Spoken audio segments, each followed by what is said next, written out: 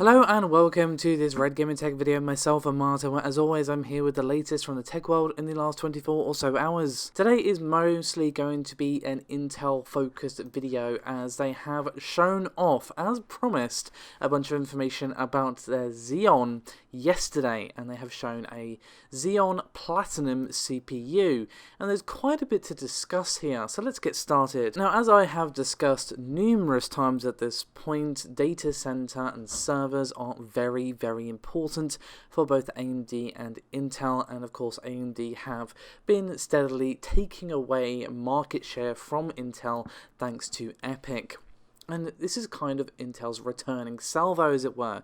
Not as a direct response to Epic necessarily, but their attempt to obviously get back the market share in this area that they've lost. And they have announced a Cascade Lake based Xeon Platinum processor, the Xeon Platinum 9200 lineup, which is for high-end server usage and of course deep learning.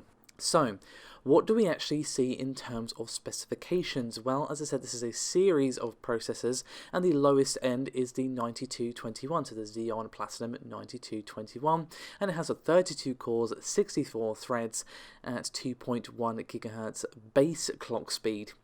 It's going to have a TDP of 250 watts and a 71.5 megabytes cache.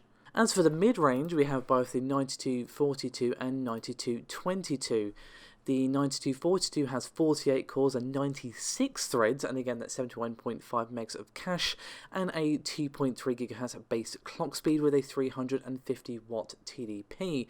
As for the 9222, it is pretty much identical to the 9221, however it does have a different clock speed of 2.3 GHz, so basically 0.2 GHz better than the 9221. But what about the high ends, the very tip of the top here when it comes to the 9200 series? Well, this is the Xeon Platinum 9282 and has 56 cores, 112 threads, a base clock speed of roughly 2.6 GHz, 77 megs of cache, and a pretty beastly TDP of 400 watts.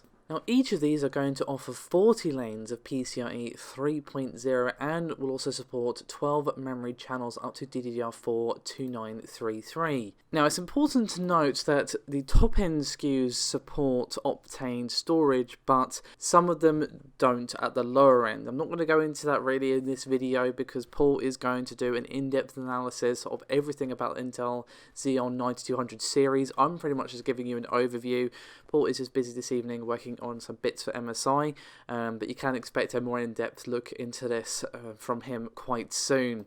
Speaking of Optane, however, we have new Optane DC persistent memory DIMMs having been announced by Intel. So what we are seeing here is a use of 3D X-point memory, and it's basically like a mishmash of NAND and DRAM. And the most critical thing that is definitely going to perk your ears up, I think, is that 3D X-point retains data after loss of power, which basically means at the core of it, it can be addressed as both memory and storage and has a bunch of uses for multiple cases. Now, it is going to fit into a normal DDR4 slot. We have capacities of 128, 256 and 512 gigabytes, and the current module being offered is 128, so we are seeing a significant increase here. However, unfortunately, we have no details about prices, and just to skip back to Xeon for a second, we have no details about prices there either. I did forget to mention that, but no prices for any of this stuff, unfortunately. We are being told, at least, that the DIMMs for Optane are expected to be priced lower than the current DDR4 DRAM. That's current at the time of recording. So take that for what it's worth. Now, this can be used in addition to traditional RAM, and basically means that servers can now deploy much larger amounts of memory going into the terabytes. So again, speaking as a data center server sort of use case, you can kind of see the applications that we could use here. Now, just as an FYI, there is also an Intel newsroom post about all of this, which goes a little bit into detail. There's not actually as much information there as you might expect, but it will be there for your perusal if you want to give it a read. But as I said, you can expect a video from Paul about Intel Xeon in the next few days. Next up, we have a very interesting piece of news regarding the Semiconductor Industry Association, which is working on behalf of companies such as Intel, Nvidia, and Micron Micron, as the SIA, again, which is representing Nvidia, Micron and Intel, is calling on US officials to basically increase the amount of funding being currently given to semiconductor businesses, and they're asking for this basically as a counter to investments that are currently being put into Chinese tech companies. And at the moment, the United States is offering about $1.5 billion towards chip research and development.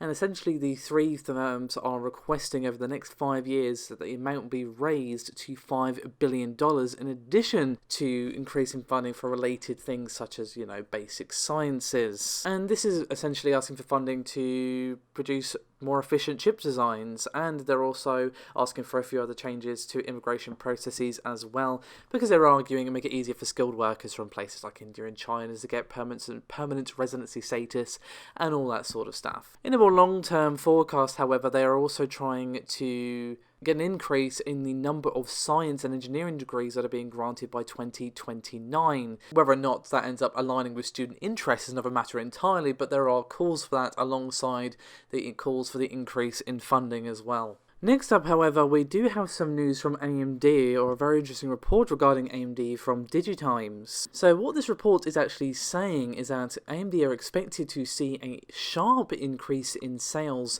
in the second half of 2019, and they are citing sources close to PC makers. Unfortunately, no more specific than that, unsurprisingly. Now, apparently this is going to be thanks to a rise in CPU and GPU sales in terms of, laptops, and obviously just standalone, as well as obviously motherboards and also servers as well. Now, according to DigiTimes' report, we will be seeing more about the Ryzen 3000 series in May at Computex. So it does make sense, I suppose, that we would see an increase in sales for AMD with both Ryzen 3000 and... Now, just as a quick side note, AMD have not confirmed what they're discussing at Computex by any means at all. All we know is that Lisa So is going to be there to do the pre-show keynote. So they undoubtedly are going to have something important to say, and I wouldn't be surprised at all to see Ryzen 3000 there. But again, we do not know for sure. But if you want to read more,